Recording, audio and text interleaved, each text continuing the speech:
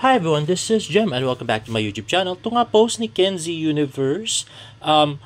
Nagpunta siya sa Siargao Domestic Airport at yan nga nag-bye-bye na si Kenzie. So, sumakay siya ng isang commercial flight at next naman ay post ni Cherry Puyo. Nood na po sa YouTube apps, napakahusay ni Barbie Fortesa as kay Luna sa Ewan Ko Sa'yo Sarangheyo 2015.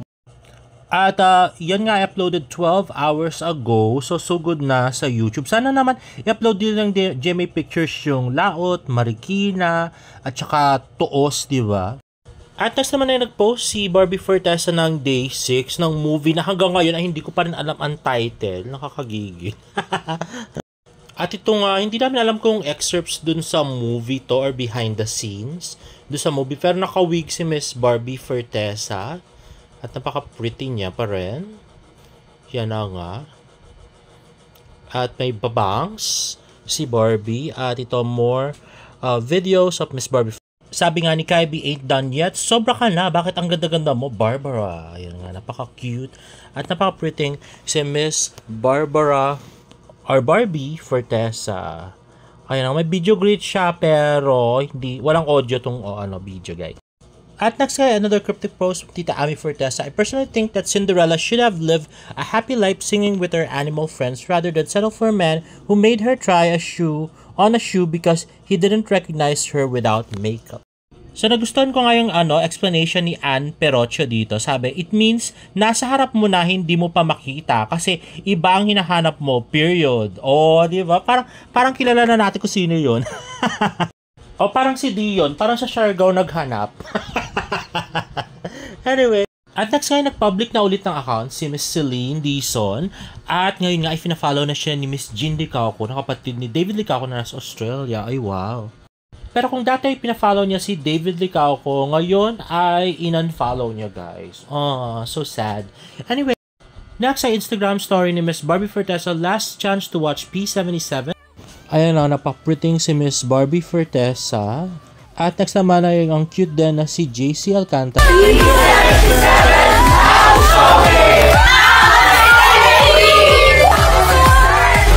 Ayun na nga guys, so sa mga hindi pa nakakapanood, sugod na sa inyong pinakamalapit na sinihan. Kung naka-showing pa siya ha.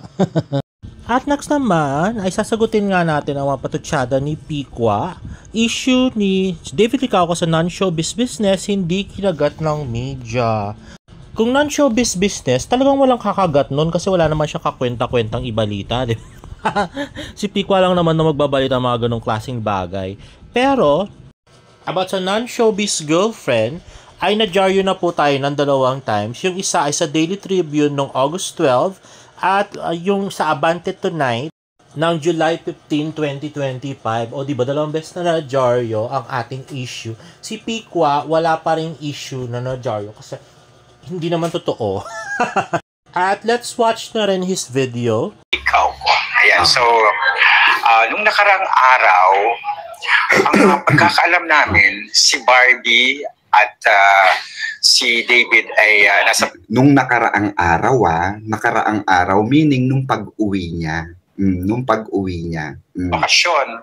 Pero nung nakarang araw, nag-press con ang teleserye na gagawin nila David at ni Jillian. May andon. That was Thursday. Kasi nai-upload to ni Derek ay 13 hours ago. Kagabi nasa siya. Linggo ngayon, Sabado,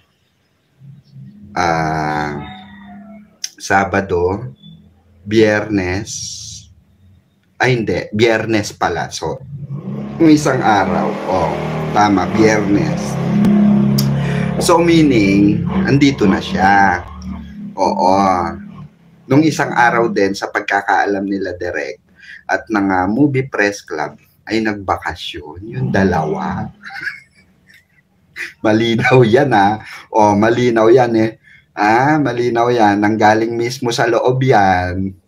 Reliable to. Reliable source to. Nasa showbiz to. Alangan na paniwalaan nyo yung mga naandyan lang na walang muka. God. Yan ang akala mo, Pikwa. Dahil nga, nag-post nga ang friend ni David Licauco na si Kaliwa Kanaan na kasama niya sa Siargao. Kanina nga 1:35 p.m. Rise and Shine Sunday. At nag-post naman ng Prime Pit Gym Siargao. Ayan na nga, si Kuya. At kasunod niya nga ay si David. Uy, ba't nandun si David? Akala ko ba nasa Manila na siya?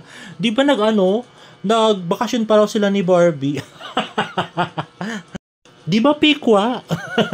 At dahil curious nga kami, kung totoo yung sinasabi ni Pikwa at saka ni Benny Andaya, ay amin ngang diniem tong Prime Fit Gym Siargao. Ayan. Today lang po ba ito? Nasa Siargao pa rin po ba si David Licauco?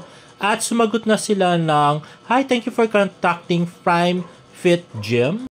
At binigay nga nila yung rates nila muna. At sinabi nga nila, yes. Today lang po ba ito? Nasa Siargao pa rin po ba si David Licauco? Okay, thank you po. Sabi po kasi, nasa Manila na siya. At happy first anniversary po. More power to Prime Fit Gym. Thank you. At besides dun nga, ay meron pa kaming chinat na local at kinonfirm niya nga na nakita niya nga sa gym si David Licauco at kasama niya nga nag-workout. Oh, di ba? Ano yung nasa Siargao, apparition lang ni David, ganon. At saka, di ba wala namang pinakita ang video si Benny, Andaya na nandun na interview nila si David Licauco, di ba? So, sino yung nagsisinwaling ngayon? Charot. Anyway, ano naman mahita ng mga taga Siargao kung magsisinwaling sila, di ba? Proud nga sila na nandun si David, di ba? Hindi katulad ni Pikwa. Ano mo ang mahihita ni Pikwa kung magsisinwaling siya? Siyempre, mako-collaborate niya yung kasinwalingan na sinabi niya na 2 araw lang si David Licauco dun sa doon sa Siargao. O, di ba? Kahit di naman totoo. So, ibig sabihin, yung insider nila ni Benny ay mali din. Naku may membership fee pa yung may subscription fee pa yung yung kay Pikwa, tapos mali-mali naman pala Facebook. Ano ba yan? At ayun na nga, nasa Sydney na nga si Ilan at saka si Tita Eden Licauco. Now, with regards to that, meron nga tayong Barda Chismis. Eto na nga. So, ang bali-balita ay babalik na naman daw si Loverboy David Licauco sa Australia. O syempre, para samahan si Alex. So, hindi pa sinabi kung anong date.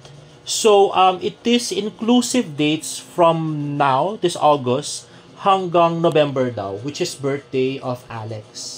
Sa November. At hindi ko sasabihin kung yung actual date ng birthday, hulaan nyo. Kasi baka kunin na naman sa akin nila Pikwa, di ba? Yung information. Sa akin lang kumukuha ng information yung mga yan na legit, di ba? So, yun yung mga inclusive dates. So, pwedeng umalis si David ng August, pwede siyang umalis ng September, pwede siyang umalis ng October, or pwede siyang umalis ng November. So, within those times, aalis si David ulit papuntang Australia. Siyempre nga, miss na miss niya yung lobby-dubs niya. Parang kulang pa yung time niya sa Siargao. Kaya nga hanggang ngayon, nandun pa siya na siya, 10 days na siya doon yan, di ba? And there you have it, guys. If you like this video, please give it a thumbs up and please subscribe to my YouTube channel for more Barda updates. See you in my next vlog. Bye!